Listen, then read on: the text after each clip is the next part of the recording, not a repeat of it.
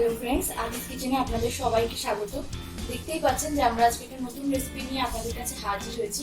আর এটা একদম নতুন, কারণ আগে আপনারা বাড়িতে হয়তো অনেক রকমের মাছের রেসিপি রান্না করেছেন, কিন্তু এটা নতুন এই কারণে, কারণ এই নাম হলো লবঙ্গ কাতলা। এই রেসিপিটা কেমন লাগলো আর কি করে আমরা এটা বানাচ্ছি সেটা দেখতে হলে আমাদের এই পুরো ভিডিওটাকে শেষ পর্যন্ত দেখতে হবে। তাহলে চলুন দেখে নেওয়া যাক লবঙ্গ কাতলা বানানোর জন্য আমরা ঠিক কি কি জিনিস ইউজ করছি। দেখতেই পাচ্ছেন আমরা এখানে কাতলা মাছ নিয়েছি।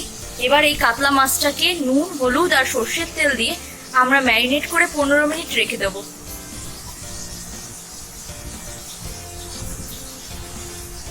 প্রথমে আমরা নুন দিচ্ছি, তারপর হলুদ,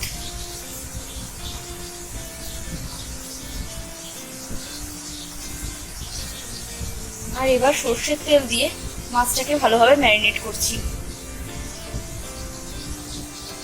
মাছটার গায়ে আমরা এগুলো খুব ভালোভাবে মাখিয়ে নিচ্ছি।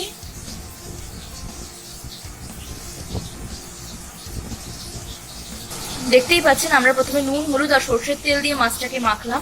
এবার আমরা এর সঙ্গে ধনে গুঁড়ো, জিরে গুঁড়ো আর একটু লঙ্কা গুঁড়ো অ্যাড করে দিলাম, দিয়ে আবার এটা ভালো করে মেখে নিচ্ছি।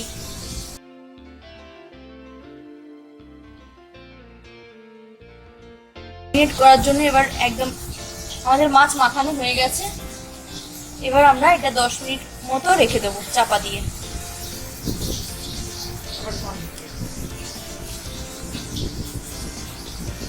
এবার আমরা এর সঙ্গে লেবুর রসটাকেও অ্যাড করছি। তাহলে কি কি হলো, আমরা প্রথমে মাছটাকে নুন, হলুদ, লঙ্কা গুঁড়ো, জিরে গুঁড়ো, ধনে গুঁড়ো, সর্ষের তেল আর লেবুর রস দিয়ে ভালো করে ম্যারিনেট করছি।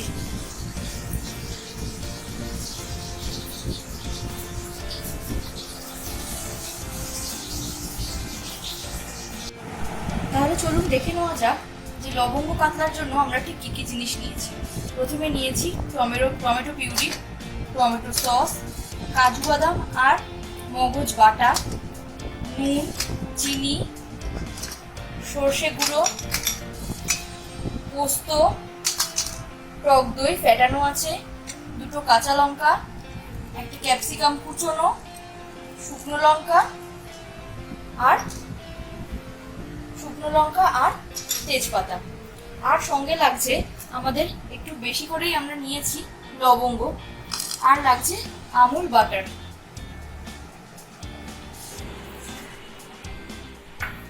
আমরা কড়াতে প্রথমে সর্ষের তেল দিয়েছি, সর্ষের তেলটা গরম হওয়া পর্যন্ত আমরা একটু অপেক্ষা করব।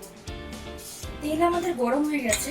এবার আমরা ম্যারিনেট করে রাখা মাছগুলোকে একে একে এর মধ্যে তেলের মধ্যে দিচ্ছি, দিয়ে ভালো করে ভেজে নিচ্ছি।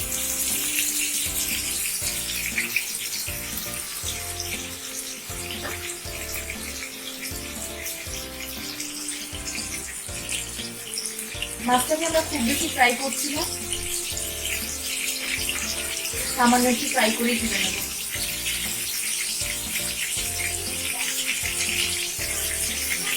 মাছগুলোকে আস্তে আস্তে উল্টে আমরা মাছগুলোকে ভেজে নিচ্ছি। মাছটা ভাজা হতে যেটুকু সময়, রান্নাটা এমনিতেই খুব তাড়াতাড়ি হয়ে যায়।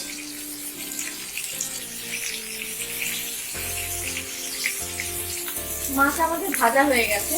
এবার আমরা মাছগুলোকে তুলে নিচ্ছি।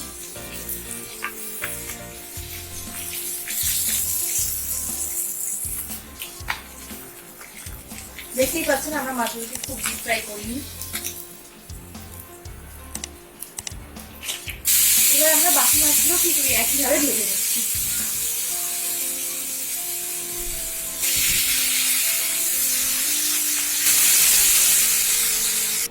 দেখতেই পাচ্ছেন আমাদের মাছগুলো ভাজা হয়ে গেছে।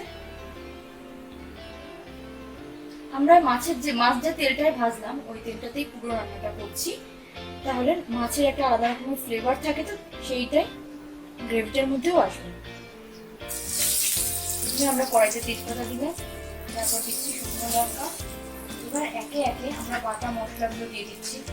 প্রথমে দিচ্ছি আমরা, এটা হলো আমাদের কাজু বাদাম আর মগজ বাটা। প্রথমে আমরা এতে কাজু বাদাম আর মগজ বাদামটা দিয়ে দিচ্ছি। এরপর আমরা দিচ্ছি পোস্তটা গুঁড়ো করে রাখা আছে সেইটা, আর দিয়ে দিলাম সামান্য সর্ষে, 1 চামচ মতোই দেবেন সর্ষে গুঁড়ো। আর এবার দিয়ে দিচ্ছি টমেটো পিউরিটা। এবার আগে আমরা এটাকে একটু ভালো করে নিয়ে নিচ্ছি। যখন আমরা মশলাটা মেশালাম, এতগুলো মশলা, লো ফ্লেমে মশলাটা কষা খুব ভালো হয়। দেখুন আমি অলরেডি খালি কাজু বাদাম আর মগজ, পোস্ত আর সর্ষেটা দিচ্ছি, তাই কি সুন্দর একটা ফ্লেভার আসছে এখন। এবার আমরা দিচ্ছি কুচো করে রাখা ক্যাপসিকামটা। এবার দিচ্ছি টমেটো সসটা।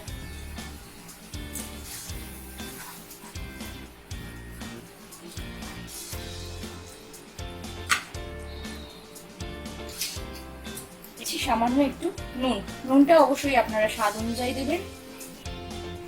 মশলা কষার সময় আমি বললাম যে অবশ্যই গ্যাসটাকে লো ফ্লেম করবেন, কিন্তু এবার আমরা গ্যাসটাকে মিডিয়াম ফ্লেমে করলাম। মানে 30 সেকেন্ড মতো হয়ে যাওয়ার পরে আপনারা একটু জলের ছিটে দিয়ে মশলাটাকে কষতে থাকবেন। আমরা এখনো পর্যন্ত জল ইউজ করিনি, এবার আমরা জলটা দিচ্ছি। এবার আমরা সামান্য একটু জলের ছিটে দিয়ে দিলাম। ভালো করে আমাদের এটা নাড়তে হবে।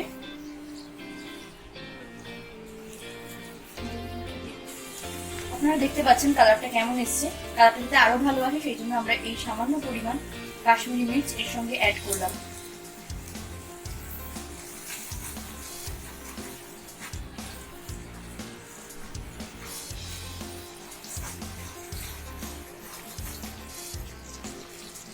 এবার কিন্তু আমরা এর সঙ্গে অ্যাড করছি ফ্যাটানো দইটা। ফ্যাটানো দইটা যখনই আপনারা কোনো মশলার সঙ্গে অ্যাড করবেন, মশলা কষার সময়, তখন অবশ্যই গ্যাসটাকে একদম লো ফ্লেম করে নেবেন, না হলে দইটা ফেটে।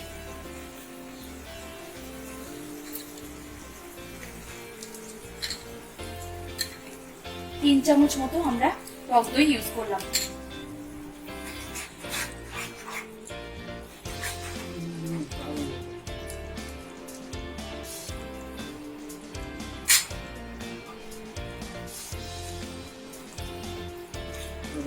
মশলাটাকে খুব ভালো করে এবার কষতে হবে। মশলাটা আমরা ততক্ষণ পর্যন্ত কষবো যতক্ষণ না পর্যন্ত মশলা থেকে তেলটা বেরিয়ে আসছে। এবার আমরা 2 মিনিটের জন্য এটা চাপা দিয়ে দিই।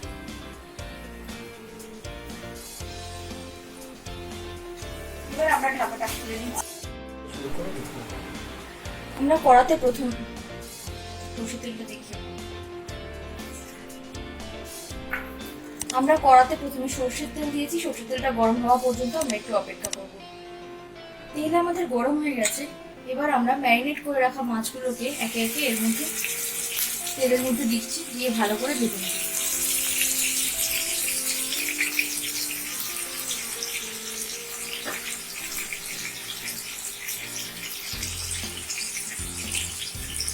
মাছটাকে আমরা খুব বেশি ফ্রাই করছি না, সামান্য একটু ফ্রাই করেই তুলে নেব। এবার দেখুন আমাদের মাছের গ্রেভিটা রেডি হচ্ছে। এটাকে এবার আমরা আবার চাপা দিয়ে 2 মিনিট মতো ফুটতে দেব, তারপরে মাছগুলো দেব। চাপা দেওয়ার আগে আমরা অবশ্যই কাঁচা লঙ্কাগুলো এর মধ্যে দিয়ে দিচ্ছি। আপনারা যেমন ঝাল খাবেন সেই বুঝেই ঝালটা লঙ্কাগুলো দেবেন বা ঝাল দেবেন। আমরা এবার চাপাটা খুলছি। চাপাটা আমরা এই জন্য দিয়েছিলাম যাতে কাঁচা লঙ্কার ফ্লেভারটা বেশ ভালোভাবে আসে। এবার আমরা এর মধ্যে মাছগুলো, কিন্তু তার আগে আমরা দেব টেস্টটাকে একটু ব্যালেন্স করার জন্য চিনি। চিনিটা আপনারা ইচ্ছে করলে দিতেও পারেন, আবার নাও দিতে পারেন। আমরা এবার চিনিটাকে খুব ভালো করে মিক্স করে নিলাম এটার সঙ্গে। এবার আমরা এর মধ্যে মাছগুলোকে দিয়ে দিচ্ছি।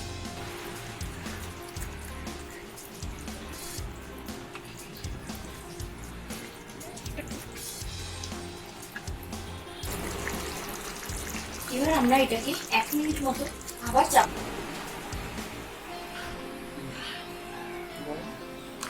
আমরা লবঙ্গটাকে রোস্ট করার জন্য এদিকে আমরা কি করছি, প্রথমে কড়াইটা জ্বালিয়ে আমরা মাখনটাকে গলাতে দিয়েছি।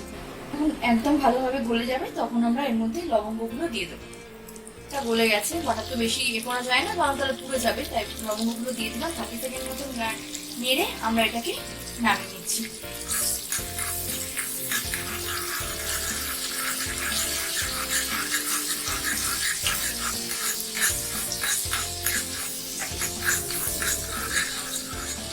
এবার আমরা গ্যাসটা বন্ধ করে দিলাম, তাহলে এবার পুড়ে যাবে। লবঙ্গ দেখুন হয়ে গেছে। এবার আমরা ঢাকা খুলছি, দারুণ ফ্লেভার আসছে। এবার আমরা গ্যাস বন্ধ করে দেবো, আমাদের মাছ একদম রেডি হয়ে গেছে। এবার এটা পরিবেশনের জন্য একদম রেডি। এবার আমাদের দেখুন মাছগুলোকে আমরা ঢেলে ফেলেছি। এবার আমরা এর উপর দিয়ে মাখন আর লবঙ্গ, যেটা আমরা রোস্ট করলাম লবঙ্গটাকে, সেটা এর উপর দিয়ে ছড়িয়ে দিচ্ছি। তাহলেই রেডি হয়ে যাবে আমাদের, রেডি হয়ে গেল আমাদের লবঙ্গ কাতলা। আমাদের এই রেসিপিটা যদি ভালো লেগে থাকে, আমরা লবঙ্গ কাতলা একদম রেডি করে ফেলেছি। আমাদের রেসিপিটা কেমন লাগলো সেটা অবশ্যই আপনারা কমেন্ট বক্সে কমেন্ট করে আমাদেরকে জানাবেন।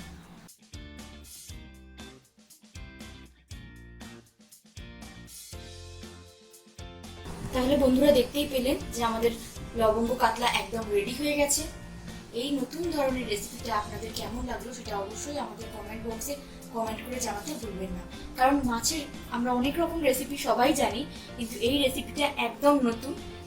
তাই এই রেসিপিটা অবশ্যই আপনারা বাড়িতে ট্রাই করুন। আর আমাদের এই রেসিপিটা যদি ভালো লেগে থাকে তাহলে সেটা অবশ্যই লাইক করুন আর শেয়ার করুন। আমাদের চ্যানেলটা সাবস্ক্রাইব অবশ্যই করবেন, যাতে আমরা কোনো রান্না দিলে সেটা সব থেকে আগে আপনাদের কাছে পৌঁছে যায়। আমরা আগেও বলবার আসছি আমাদের কিচেনটাকে নতুন করে সাজানোর জন্য। নতুন বন্ধুরা যারা আমাদের চ্যানেলটাকে আজকে নতুন দেখছেন, তারা অবশ্যই আমাদের চ্যানেলটাকে লাইক করুন, শেয়ার করুন আর সাবস্ক্রাইব করুন। পুরনো বন্ধুরা যারা অলরেডি আমাদের চ্যানেলটাকে সাবস্ক্রাইব করেছেন, তাদের জন্য রইল অসংখ্য ধন্যবাদ। আর নতুন নতুন রেসিপি দেখার জন্য আমাদের চ্যানেলটার দিকে চোখ রাখুন।